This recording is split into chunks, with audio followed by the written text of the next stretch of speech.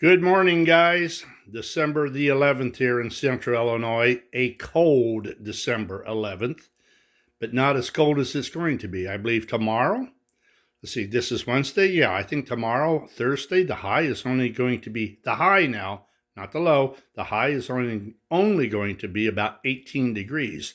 You gotta love it. Well, anyhow, I've been back. I'm back. I've been on a tour. The last 12 days, Thanksgiving, 3 Christmas concerts, a trip over to Oklahoma to see a light display. I've traveled around the South enjoying Christmas and getting ready for Christmas. So now I'm back home, and that's what I'm doing. I'm getting ready to enjoy Christmas. Got 2 trees to put up. Put up one yesterday. I'll put the second one up today. Turn on the lights and build a fire in the fireplace and enjoy.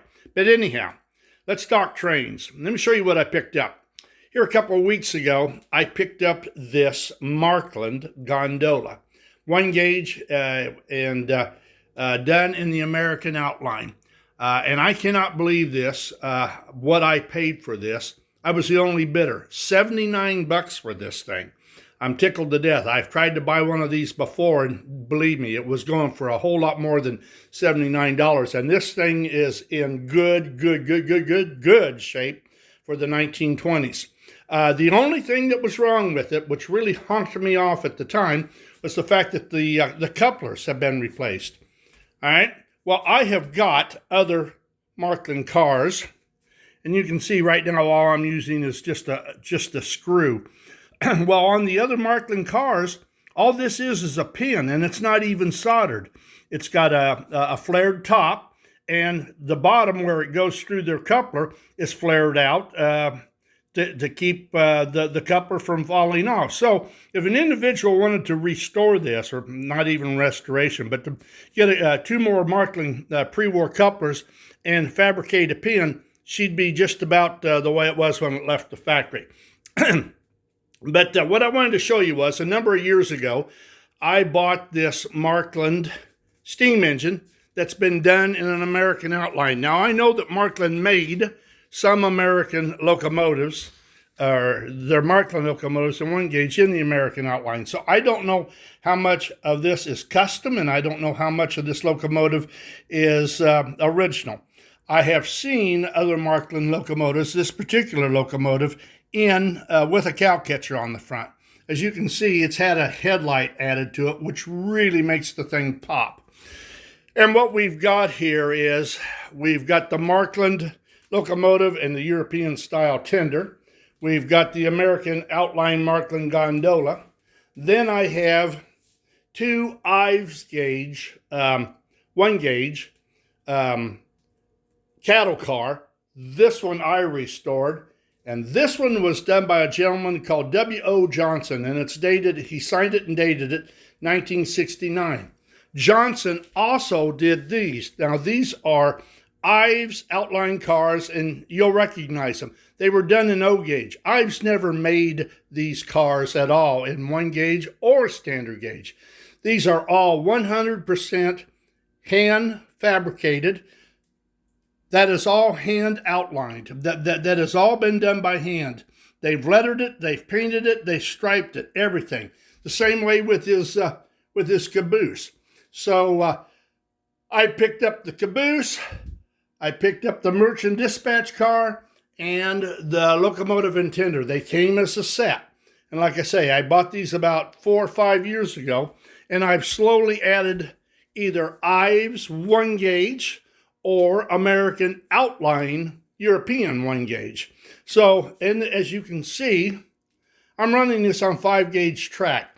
Believe it or not, 5 gauge track will give 1 footprint that's basically 1 gauge. And it's not really in gauge, but some of the 1 gauge equipment, especially the cars that don't have fixed wheels, they'll ride on this. And this locomotive does particularly well on this track. Some of them I can't run because it's basically too narrow, but this locomotive does very well on it. So we're going to give this a quick run around the track, and it's kind of a unique little outfit. So we'll see what happens, and if it takes a header off onto the floor, you'll never see the video. because I ain't showing disaster. All right, let's see what we can get started here. We'll just do her all. Get everything started just right. Get things controlled.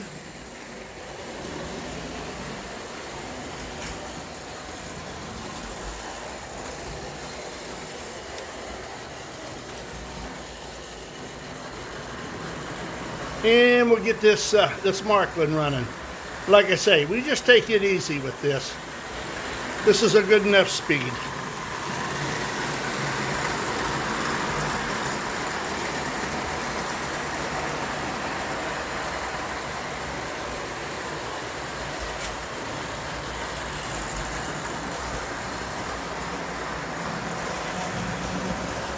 It's 5 o'clock in the morning here.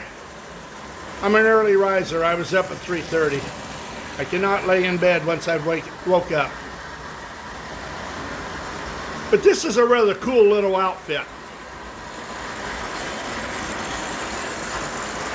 And like I say, if you're careful, if you run it slow, it does exactly what it's supposed to do on 5-rail track.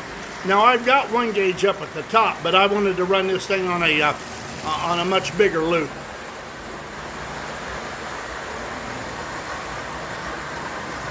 Yeah, I wish you could smell the ozone that Markland's putting out.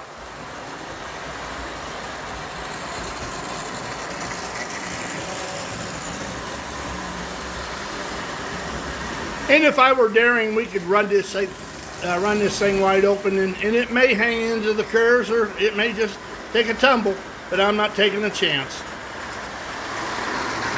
If I was 12 years old, yeah, maybe.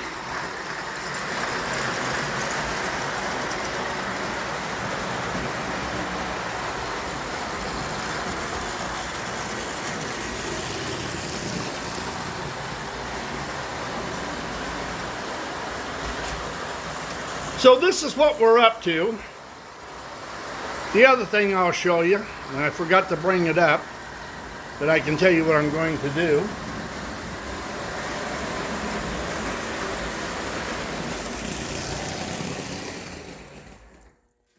I'm still working on my under the truck power unit, and I just got traction tires to fit this wheel. Bought a whole box of them. I've already tried the traction tire on, and what I'll do is I'll take my parting tool. I'll put this in the lathe. Whoop! I'll put this in the lathe, and from the flange out, I'll cut a groove about 20 thousandths deep, I believe. The rubber band gets thinner as it's stretched. So I'll cut a groove so that the band is flush with the top of the wheel, and I'll put that on both of them. And then we'll put it all back together, and we'll see how much better traction it's got. So that's what I'm working on right now. I'm not working on much because, like I say, I'm too busy decorating the house and getting ready for Christmas. But I do have time to play a little bit. But This is what we're going to work on, and we're gonna see just how well the traction tire improves performance.